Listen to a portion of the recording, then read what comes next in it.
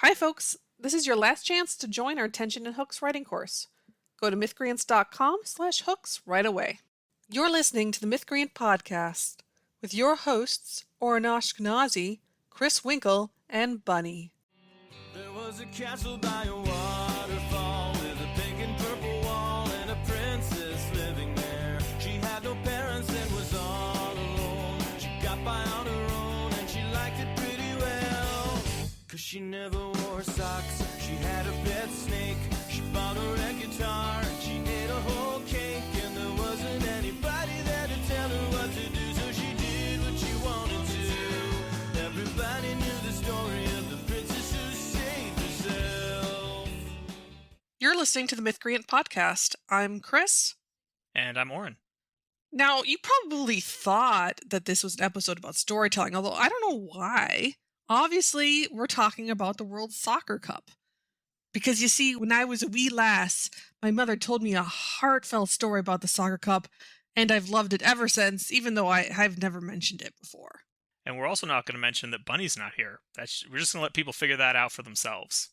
Yeah, I mean, things just happen sometimes. Sometimes Bunny's here, sometimes she's not. You know, that's how the world works. That's just life. Also, sometimes we call it the World Soccer Cup when anyone who actually watches it just calls it the World Cup. That's just a thing that happens sometimes, you know? You don't ask questions. Yep. Really, you should be asking why you didn't guess that these things would happen. Yep. So yeah, this time we're going to be talking about making your story intuitive. Like me saying World Soccer Cup instead of World Cup.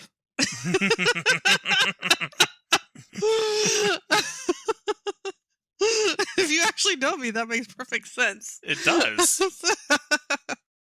So, okay, why make your story intuitive? I think that for most of the stories that we read that are for sale, it's really easy to take for granted the way they have lots of stuff that just intuitively makes sense to us. Mm-hmm. And you don't notice that. It's easy to take for granted until you actually try to do something that's weird and different. And I have some clients send me some really wild and imaginative things, and those are honestly my favorite. I love those. But it does add some challenges because the more you do something unique, the more you have to work to make everything fit smoothly together, and the more you notice, right, when those things don't fit quite right. And, you know, it kind of makes parts of your story feel random, contrived, haphazard. And the more things like that, it just really adds up. And it kind of makes the story not feel right.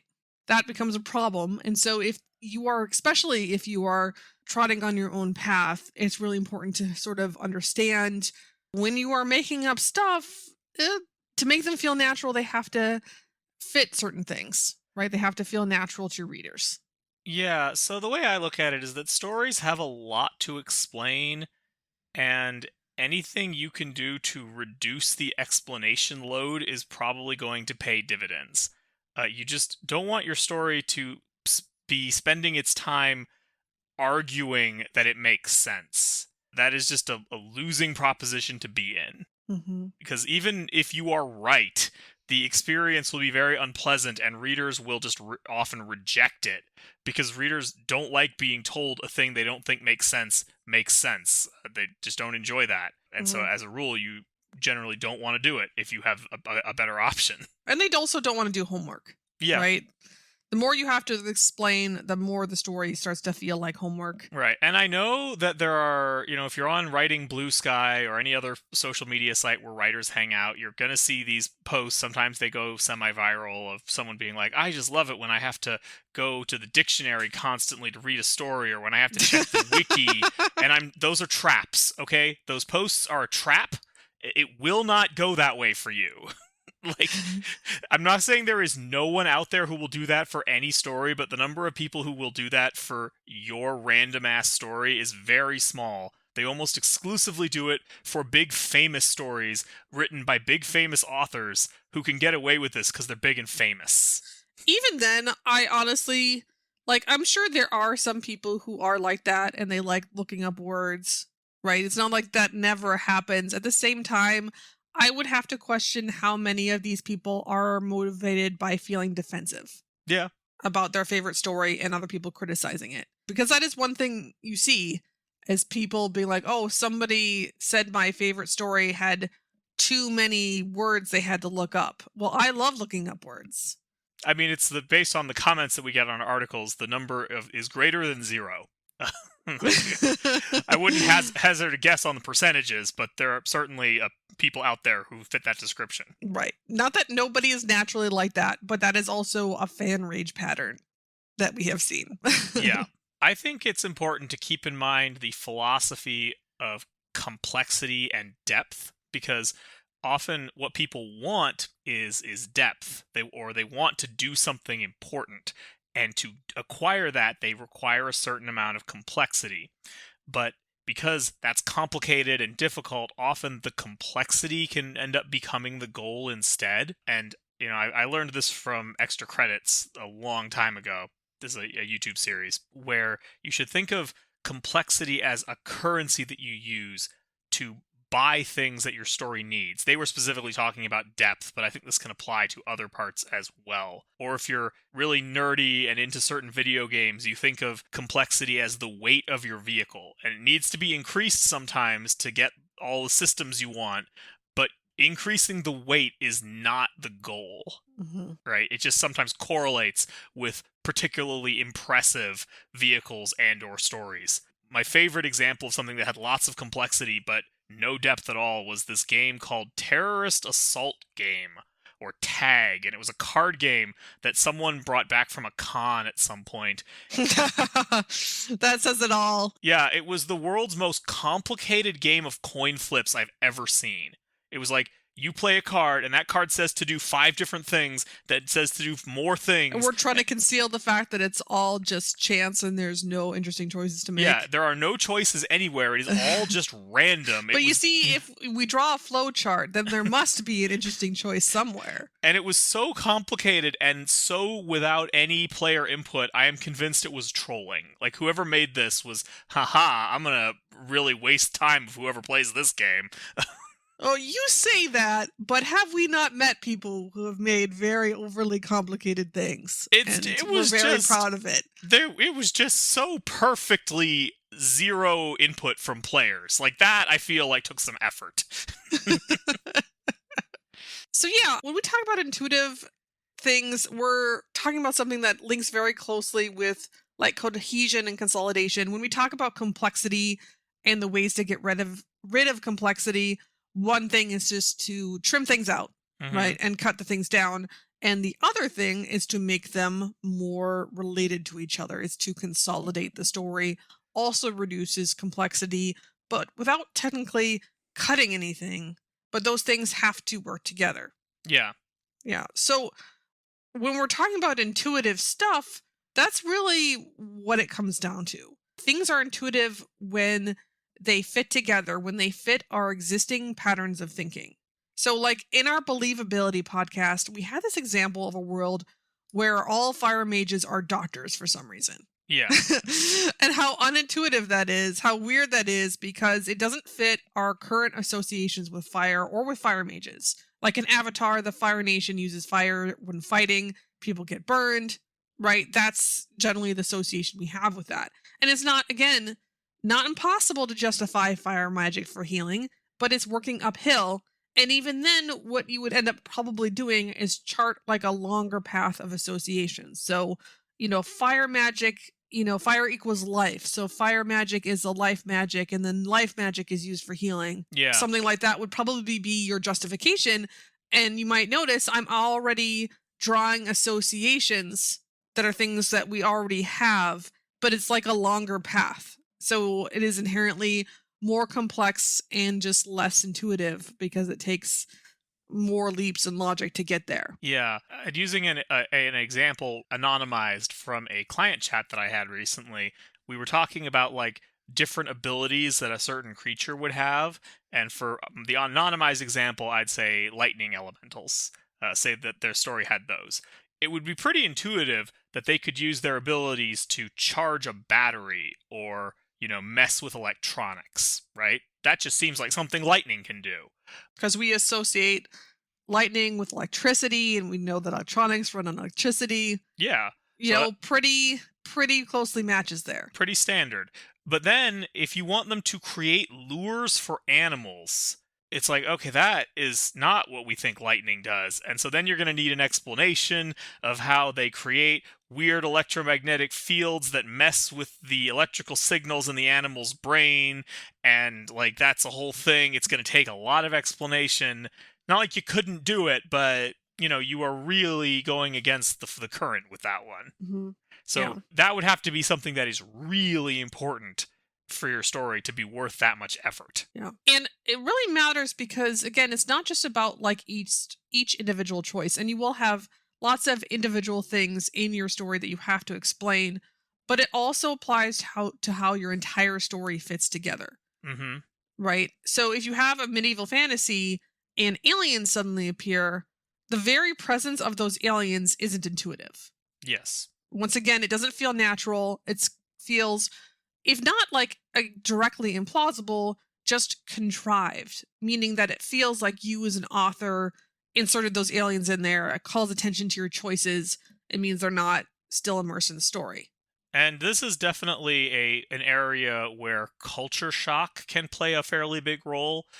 We found that in general, stories have fairly similar characteristics even across different cultures, but this is an area where cultural expectations can make a pretty big difference. And fortunately, in the United States, we have a reasonably shared culture, but if you are not religious, it will seem way more out of place if God happens to be real and the story doesn't spend a lot of time setting up for that, where it would be less out of place to someone who is religious, right? To them, that might seem perfectly intuitive. To you, it's going to be a little weird. Mm-hmm. An example, I recently read Teller of Small Fortunes, which is a cute little charming, cozy fantasy story.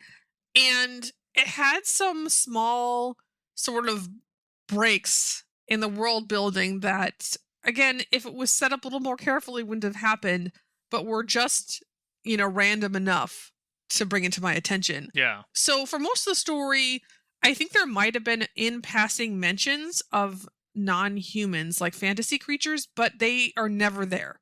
There's only humans. We really do not see any fantastical creatures until about halfway through, when the characters suddenly run into a nihilist troll. Oh. Who doesn't want to get out of their way on the bridge because life is pointless, which honestly I loved the nihilist troll. It was very funny, right? But it still called attention to itself because it was like, wait, there's intelligent talking trolls. We've only ever met humans before. And they can have existential crises. And so that's the other thing. It's when we talk about, usually I don't use the 3-act structure at all. But I do think the first third of the story is a useful benchmark for when a lot of expectations are being set, right? When some of those associations are being created. And so that's why you want to put major unexpected things in that first third. Yeah. And so having your first non-human talking entity halfway through the book, it just calls attention to itself a little bit. Oh, okay. That was not what I was expecting from the setting. And then it gets stranger when there's a sudden D&D quest in the 2/3 of the way through the book. Yeah. Where the characters are suddenly compared to a D&D venturing party in a way that just, again, there are worlds like Legends and Lattes that are clearly, fashioned after D&D, but this did not feel like one of those worlds. So when they are suddenly given a D&D quest from a mage on the road who just goes and tells them to fetch some treasure for them, it's just, again, things like that, those small breaks, they don't connect together very well. And we can really tell when writers add something to their story that doesn't quite belong there, right? They get a fun new idea when they'd already kind of pre-planned their story and then they try to make it fit, or they're following a pseudo structure, Save the Cat, The Hero's Journey, and they're like, oh no, I don't have fun in games. That outside influence can really make it so that there's a piece of the story that just doesn't feel like it matches the rest. Look, I know this beginning is like fun and exciting and gets right to the story, but I feel like I need to stop it for a debate where the character debates whether or not to go on the adventure. Like, okay, sure. It is interesting that a lot of the things we're talking about come back to theming. It's like, let's see who you really are. Oh, it was theming the whole time. Like, there's I was reminded of the end of the Hunger Games. Spoilers, I guess, if you haven't read that, it's too late now. They had mentioned that the Capitol did some genetic engineering on like some animals, but I was just completely ambushed by the like wolves that had human faces. That completely like surprised me, and I was taken out of the story for a moment. It wasn't as bad as it could have been because someone had told me they were werewolves, so I was expecting way worse. And they aren't werewolves, but they're pretty weird and random. Like that seems significantly beyond the technology level of the Capitol up until that point. And I didn't read the later books, so I don't know if that kind of technology gets used again. I know in the movies it doesn't. So it just struck me as, oh, okay, I guess these things are here now. Yeah, honestly, with that level of genetic technology, you would expect that the candidates from like the richer districts would be genetically modified. Right. I would expect there to be more genetic modification if that's the level they're working on, right? Mm-hmm. And I don't remember there being any. Again, maybe there were in the books and it got cut from the movies, right? Like I haven't read those books, but certainly in the first Hunger Games book, I didn't see any indication they had that level of technology. So yeah, going back to theming, because obviously this is why I talk about theming so often. Yeah. And trying to make people clear what theming does and why it's important, which again, if we're used to reading stories in recognizable genres, right, you may not realize how important it is because you haven't seen what happens when it's not there. But the idea is that you consciously choose the kind of unified impression you want your world to make. And what you need for this is you need kind of repeating patterns where when you have something that's notable, it shows up again and again, right? Yeah.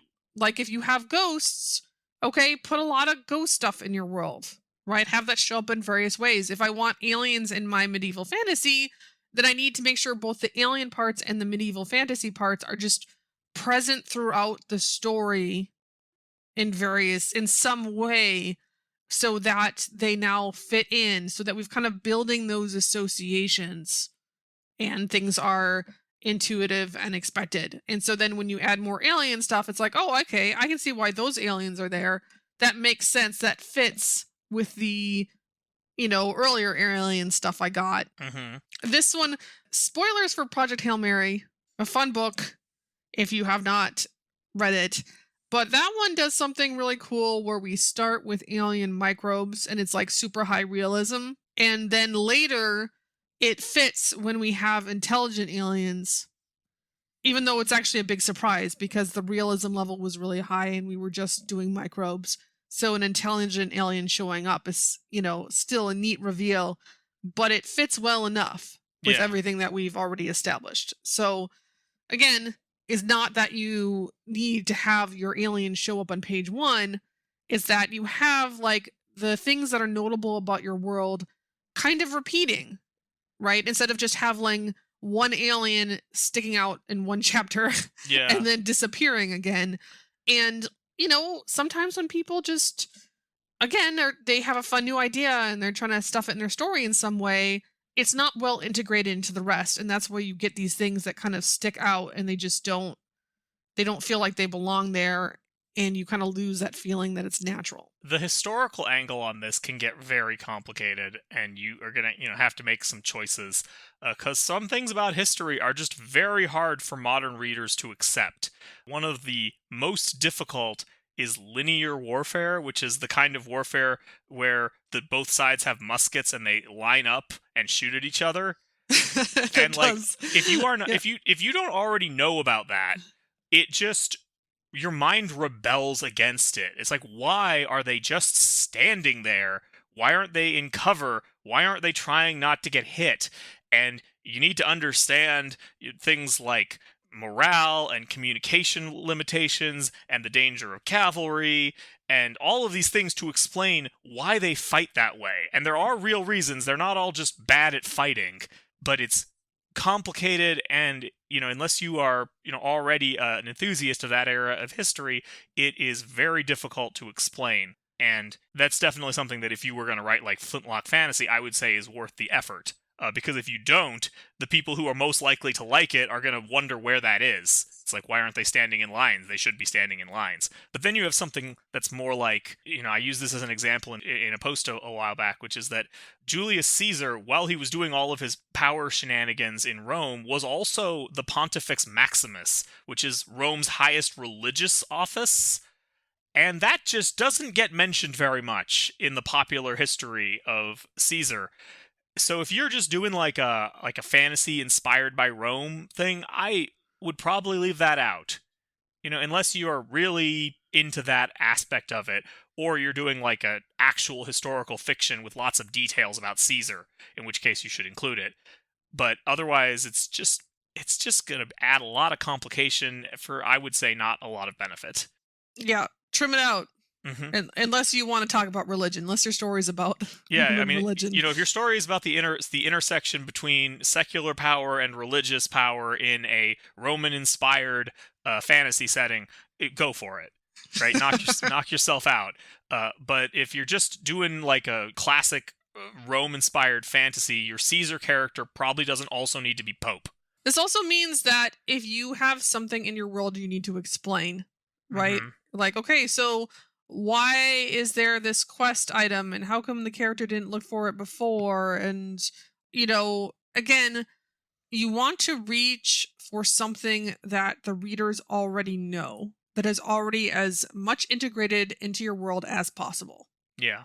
So, if you have, let's say you say aliens hate the cold, and that has been thoroughly established, and the alien behavior is entirely shaped by why they hate by hating the cold. Uh-huh. Then if you need an explanation, oh yeah, it's because aliens hate the cold, that's really going to resonate because you've already built that association. It connects to what readers already know. It's like the pathways in the brain are already there for it.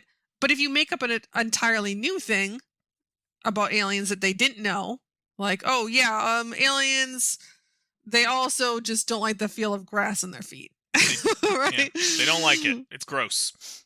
And then you need to explain something with that. Again, it's like the more you connect things together, the more everything has that feeling of naturalness and, fits together and is more believable. But it doesn't, of course, just apply to world building. When we talk about characters, too, we can also talk about intuitiveness and, character behavior and character design. Man, if this isn't a controversial topic, like the whole idea of like how characters make choices, which is both very contentious and also a very easy way to lose readers if they don't agree with or like the way your character made certain choices.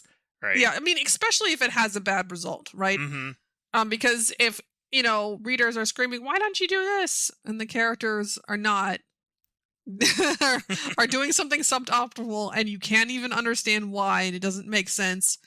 Yeah, that's just, it's a recipe for frustration. Right. And so I recommend the starting position, and I need to emphasize that it is the starting position of your characters making choices should default to like the most logical / rational choice they can make in pursuit of whatever motivations you have established that they have.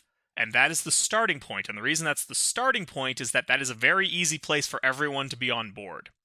And from there, you can add more things that alter the way they make decisions and often make them less optimal, right? And you can add traits like, is this character afraid of confrontation, so they're not going to take the direct route, even though that's probably the best one? Do they love a good scrap, so they're going to be more aggressive than maybe they should be because they like fighting? And these are things you can add on top of that. But if you just start your character decision making like off in the wilderness because people are weird and make weird choices, then like nobody is on the right page except for people who, either don't think about these things or already really like the character for whatever reason. Mm-hmm. Yeah. Right. But also, sometimes you may know what goal the character is aiming for, but you haven't yet decided how the character will accomplish that goal. Mm-hmm. And again, going back to the same traits, right? Oh, I established my character is sneaky, so maybe my character should go about this in a sneaky way. Yeah. Right? Or my character is very bold and blunt. Maybe they should just walk up to the antagonist and demand something and something. Yeah. Right? So, again, tying those things together and looking at here's what I've established about my character, and then invoking those things, whenever you have the opportunity, it helps the character actions stay intuitive. It helps make them more distinct, right? It makes it so that it doesn't feel like you're just, oh, they have this trait, but then the reader looks at them and is like, what? No, they don't. Mm-hmm. You're showing and not just telling, right? So again, the whole thing that brings the character together. And that's just, again, I keep, saying over and over again how important it is for the story to be cohesive, right? Yeah. But yeah, that is what storytelling is about. And of right? course, there's going to be the feeling of, well, I don't want my characters to come across as if they make the same type of decision the same way every time. And that's true. People make a variety of different choices because people are complicated. But the good news is that the characters where that is most likely to be an issue are also the characters where you spend the most time with them, because that's when readers will notice if they act in a very one-note manner. And that is when you have time to establish different things about them that might pull them in different directions and might, result in, for example, the character being bold and daring in one situation, but super cautious and conflict avoidant in another, because you have time to establish why that is. But if you don't have time to establish why that is, and this is a character we only ever see 2 times, and they just act completely differently in the different situations, even if you have a headcanon explaining why that is, it's still going to be confusing to readers. And that's just one thing when people talk about character development. It's always more development, more complexity, more flaws, right? They don't talk about the fact that actually complexity can detract from a character if that character only has a tiny role. Yeah. You don't have time for that much complexity if your character, or if you are just writing flash fiction, for instance. Mm-hmm. You don't have a lot of word count. People won't notice if your character has one trait in a flash fiction because you don't have time, and they don't have time to get to know the character. There's also the question of just explaining the speculative elements of your setting, which is, potentially its own topic, but the same thing applies, right? You try to make everything flow downhill, as it were. Like, you follow the ideas you've already set up as much as possible. And that's why, like, the Broken Earth is, for the most part, fairly easy to understand, because everything is based on this kind of geological logic because of the way that the world is constantly going through these apocalyptic earthquakes, and that influences everything. And you can often trace, like, why is a thing in this world the way it is? Because of these earthquakes in, however many steps it takes to get there. That's why it's generally pretty easy to figure out. And there are some exceptions.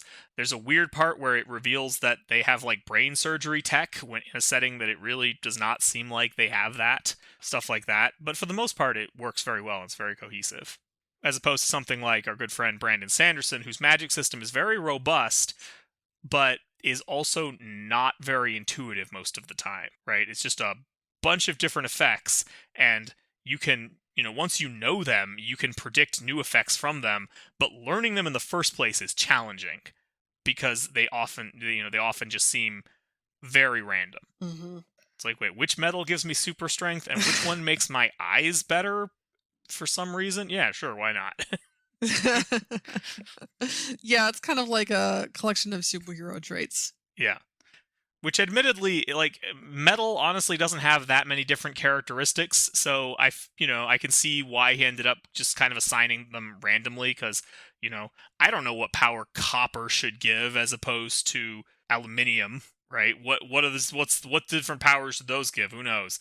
It's like, yeah. Metal doesn't have that many obvious differences. Yeah, if he just narrowed the band of powers, like the possibilities for powers, like if they were all sensory powers, for instance, I think he just wanted more that he could come up with. Yeah. I think that would have really helped. All right. Well, I think with that, we will go ahead and call this episode to a close. If we made storytelling more intuitive for you, consider supporting us on Patreon. Go to patreon.com/mythcreants.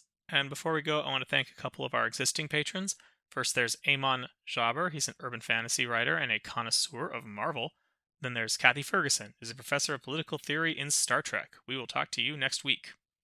There was a dragon with a pointy tail. He was bigger than a whale and his breath was terrible. He scared the princess when he came around. Tried to burn the castle down, but she caught him by his tail. Then she tied him to a tree so the dragon couldn't fly. She told him he was mean and it made the dragon cry. When he finally apologized, she offered him some tea. He accepted it graciously. Now he visits every weekend with the princess who saved herself. This has been the Mythcreant Podcast. Opening and closing theme, The Princess Who Saved Herself, by Jonathan Colton.